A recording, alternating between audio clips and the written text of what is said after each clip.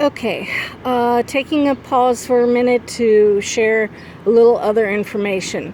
Um, Duct tape works great on extending the life of a good pair of work gloves. As you're mixing, these big clumps right here, you just want to break them up.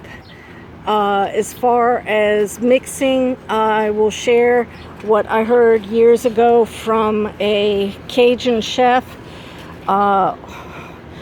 I believe his first name was Justin, but I'm not positive. Anyway, best mixers, whether for food or for soil, the best mixing tool you're going to run across, your hands, right here.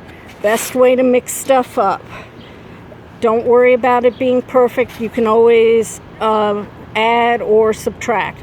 I would go lighter on an ingredient that you're not quite sure of or that you want less of. You can always add more to it later. Okay, this is the pot I'm going to be placing the bulk of the hostas in.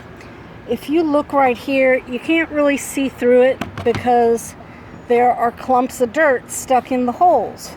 That's because I didn't do something I should have done, which is put something down here to prevent the soil from clumping in the roots. This is the pot that's going to Natalie. It's got a huge hole. Well, if I don't do something about that, dirt will wash through. So I'll show you what I'm going to do to prevent this and also address this issue. Alrighty, so what I've done here is use big pieces like this to kind of form a tent over the hole, and then I filled it in with smaller pieces, and I'm probably going to leave it right at about this layer. So when you go to transplant this, because it's grown in the future, you'll know what's in the bottom of the pot. Realize too, what this is pine bark, and it's the large chip, not the nuggets, even though it does have really tiny pieces in it. There are large pieces, which was what I was aiming for.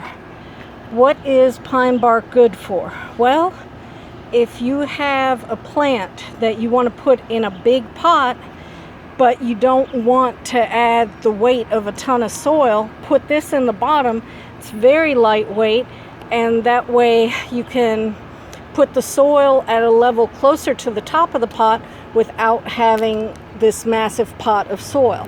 I'll give you an example. It's actually over here. I did that with this pot of parsley, which it's still alive. Pray, pray. I whisper to it all the time saying, please grow. But anyway, in the bottom of this pot, you probably can't see it, but there's pine bark. Big pieces of pine bark. And I actually ran them to, I think, about here. So you can see easily half of the pot is pine bark, so it'll be light and not as heavy to move. Does that make it top heavy if you're not careful? Yes, it does. And that is what happened with that pot. So again, lessons I share with you. Now, something you probably want to do after you've mixed your soil, but before you select your pot, is pull the plant out of the pot to see what you're working with. The plant was in this pot, but it was low to the ground. So this is where the soil line was, and then all this was foliage up here. Here's what you're looking at roots-wise. This is always really interesting for me because, I don't know, roots are fascinating. They're how plants communicate, but just seeing how different plants produce different roots. And this actually has many plants in it. Here's one, obviously. Here's another clump.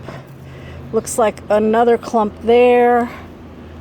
Another clump right here. So interesting stuff.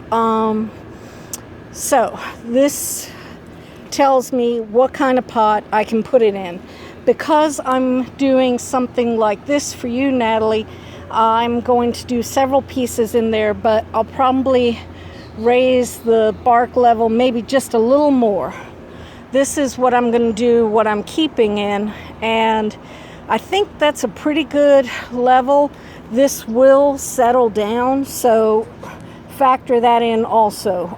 The pine bark will break down over time and actually become usable soil. What I'm going to do now is I'll add a scoop or two of soil into each of these pots. Oh, scoop. Another tip for you, kiddo. This little beauty. I think it's actually considered a feed scoop, and you're not supposed to get it wet. I obviously messed that part up on this one. I have a nice clean one inside that maybe I'll start pulling out when I do these videos to make them look better. But it's available at most garden supplies. I don't know if I've seen it at the big box garden stores, but feed scoop, fabulous for getting soil when you need to get a bulk of it, but you don't want a big shovel, and you need something better than the little tiny trowel that most places sell. Okay, I've added some soil. When planting, one thing your great uncle Pete taught me, which I'm going to try and show you, but it's kind of hard to do one-handed, is the old shake, shake, tap. So kind of lift your pot, tap it on the ground, do a little shake, shake, shake, kind of get the soil to settle down some. That is helpful.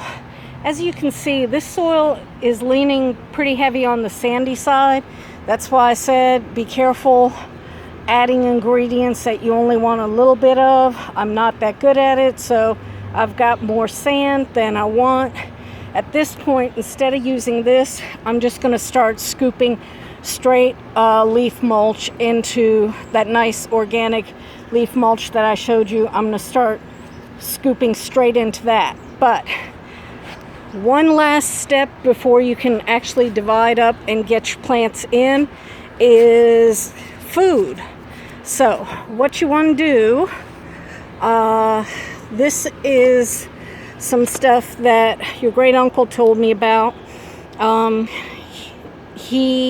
It's called seabird guano, and what I'm going to do is mix some of this in the base below where the roots would be. So give me a second and I'll show you. Okay, here's what I've mixed in here. Here's what's going in this small pot. I'm just going to take my hand and kind of mix the dirt in. This is a slow release formula. As it gets wet, it will dissolve and slowly feed the roots. Oh, and it's Peruvian seabird guano. But it's not a rocket science. You can just freehand. If some of it stays on top, it's okay. You're going to mix soil in, add soil to it anyway. So now let's divide the plant. One tool that is really helpful is a chopstick, like when you go out and eat Chinese. That is... Okay. Sorry about that. Just had somebody decide to crawl up my arm that I didn't want crawling up my arm. So, apologies. Anyway, chopsticks, any kind of small stick are really good to tease apart plants that are smaller. When you get into more massive plants that have big root structures, then you want to use something bigger. Your great uncle Pete's, one of his favorite go-to tools to divide up is actually an old style machete. So, okay, I'm going to try and show you how I do this. It's basically stick it in, twist, stick in, shake, twist, in, find a solid point, just kind of shake, twist, and then this also helps you see if there's anybody in there that you don't want. When I first did this, I saw a slug in there and it's like, nope, you're out of here. But that's what I'm doing. Here's the chopstick.